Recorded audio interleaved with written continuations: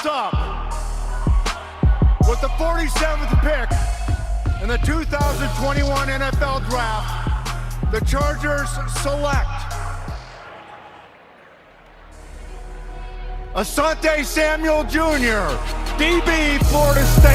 Well, we are super excited today. We have a friend of the show, special guest joining us here on Chargers Unleashed. With a draft behind us and rookie mini camps well underway in Costa Mesa, figured it would be a fun time to bring on the newest member of the Los Angeles Chargers. The ink is barely dried on the contract. Number 47 of the 2021 NFL Draft, but let's be real, number 1 in the hearts of Chargers fans. Ball hawk playmaker, the prodigy himself from Florida State University, or like I used to call DBU. On Twitter, at Godschild_3, Asante Samuel Jr. Thank you and welcome to Chargers Unleashed. How's life in LA treating you so far? Life is good, man. Just getting up here, collabing with some of the draft picks and just meeting everybody in the building. It was definitely good seeing everybody today.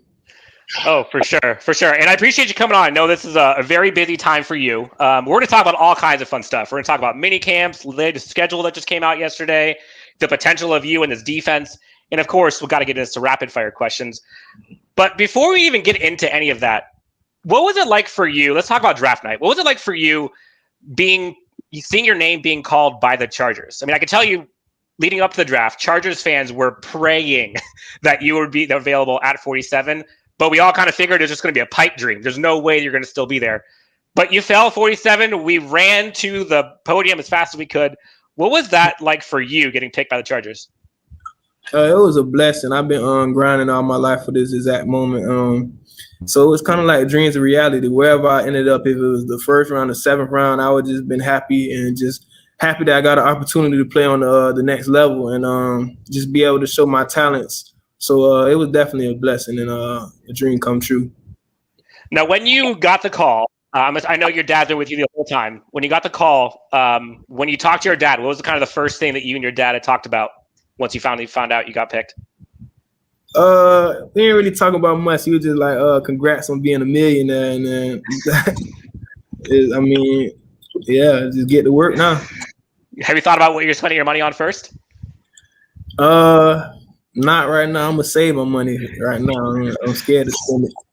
Hey, smart man, smart man. So for those who don't know, we know a lot about your father. We know a lot about you. We've seen tape on you for months now.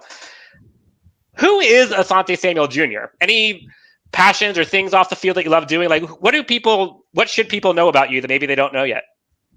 I feel like I'm definitely like a family man. I'm the oldest of 9 siblings. So I always been like a kind of a family guy and just always trying to be a leader and just kind of lead by example. So definitely just spending time with the family and stuff like that. Got it. Are you into gaming? Are you a big foodie? Oh, yeah. I'm definitely into gaming. Madden, Call of Duty. Those are the only 2 games I really play. But other than that, I'll definitely I play the game a lot, though. Have you played Derwin? Have you had a chance to go up against him? Oh, nah, but I heard about him in Madden. So I got to practice a little bit before I try to play him. He is a bit lethal, which we'll talk about Derwin in a bit here. So Chargers schedule was just released yesterday, and boy, primetime central. We got 3 primetime games in SoFi, brand new. Any games or any opponents that you're circling? Definitely the first game. I mean, the first game, you got to start off strong. So that's all I'm focusing on right now. The first game, just try to take it one day at a time. You know, we got preseason, so I'm really focused on the preseason right now. But other than that, you just got to take one game at a time and just maximize every day. For sure. Now you come from Florida State University. I talked about it at the top. It's more like DBU. We got Jalen Ramsey, Derwin James. Everyone talks about kind of the amazing talent that comes from that school. But I don't think people really touch on why it comes from that school. So let me ask you, what is it about Florida State University that makes it such a powerhouse when it comes to secondary talent? I just think like from the guys that always been there that came out early, just like you said, Jalen Ramsey, Derwin James, Deion Sanders, Terrell Buckley. There's so many guys that I can name that already came out of there. So it's like we already have a stamp of it. So the guys that's coming in now, they're just trying to keep it going. Like me, like I'm just trying to keep the name going. DBU, just keep it going. Like, I mean, because it's going to be a lot more great DBs that come out of Florida State. So we're just trying to just keep it going. There you go. All right, let's keep on the name and the tradition. So speaking of Florida State, we've all heard about how excited Derwin was and how much he was pushing for you to be drafted by this team. He was in Coach Staley's ear all the time. And ultimately, you saw how excited everybody was when they finally got you. Tell us about your relationship with Derwin James. I know everybody knows that you're connected with him and that he was in your ear leading up to the draft, but what is it that maybe connected you guys together? And, what did he kind of tell you about the Chargers team specifically leading up to the draft? Just like we just said the last question, the DBU. I mean, we actually didn't play with each other, but just from us knowing Florida State, we got the same teammates, we had the same teammates, and just hearing stories about him, just hearing things, and just kind of just know each other just all based off. We both went to Florida State and we both played DB, so now it's time to play together and be able to maximize our potential on the field together. So that's all we're trying to talk about, and just basically just telling me some of the plays, how everything goes up here, and it seems like he's just kind of like a big brother. So I'm definitely be under his wing and just kind of like learn from whatever he wants to teach me. It's a great one to learn from. I know everyone here in LA is so excited to see him back healthy and to see what you guys do together. It's going to be nasty. I cannot wait. So now, fast forward, you're now in mini camps this week. You've been there with your team, just started. How's the week been for you so far? Like, what's a typical day look like for you for rookie mini camps? Well, I just got here yesterday, and today we're doing like the physical and signing the contract and everything like that. So we haven't really did mini camp yet. We're gonna do it. I think we start Friday. So I definitely feel like it'll be some great competition out there. Just getting acclimated. The coaches just want to see us move, I think, and just see what we have. Got it. Now, are you with it? You're going to see all kinds of players here and coaching staff and all that kind of stuff. What has it been like so far getting to know these players and coaches? Are there any kind of golden nuggets you could share, or maybe a story or something you've learned so far from someone on the team? I haven't really talked to many people on the team yet. It's still kind of like the off season. I've just been doing Zoom meetings with the DB coach. So I think next week I get on the Zoom call with everybody. So probably I get to know a little bit more people like that. But really, it's just been kind of like crazy. COVID threw a lot of things off. So I'm just kind of like just trying to take it day for day. Yeah. Now, what is it when you talk to Coach Ainsley? What was the first question that you asked him when you guys were talking? When I'm gonna get the playbook. I mean, I'm just trying to get ready to go. I mean, I got drafted. Now it's time to work and show why I feel like I'm the best cornerback in this draft. Now, you kind of talk about the cornerbacks. There's so much talent as well as personality on this team. You can talk about the defensive backs or just the defense as a whole. You got yourself, Derwin James, Joey Bosa, Kenneth Murray, Strap Harris, Nazir Adderley, all kinds of stuff. How do you see yourself and your personality, whether it's your personality, maybe your skill set or mentality, fitting in with this team that's already kind of so jacked up and ready to go?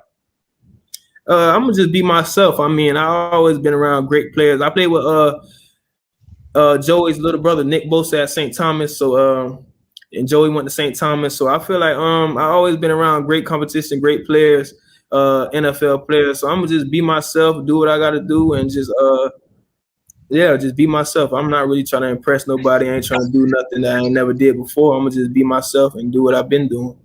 Now, are you going to be one of those guys who tries to, once you get your feet wet, you go up to Joey at some point and you tell him, hey, I played with your brother. He looks like he may have been better than you, just to get him riled up for the next play? Would you do that? No, I don't think I'll do nothing like that. But I'll definitely get him fired up some type of way. I mean, even if it's just by me making a play and he gets fired up by seeing me make a play, that's what we got to do. Then that's what we're going to do. There you go.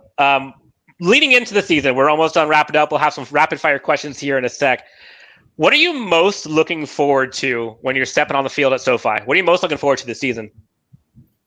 Honestly, just looking up and just really everything setting in that I'm in the NFL for real. That's what I'm really looking forward to. I mean, it's hit me. I I did a contract and got drafted and everything, but now it's time to play football. So I feel like when I step on that football field, it's going to really hit, and I'm going to just be more amped up to play.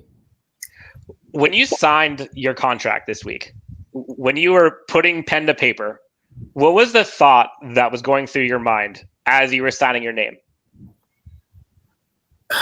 I really didn't have no thoughts. I'm just like, wow, just like, it's crazy. Just looking at the contract, it was just kind of crazy.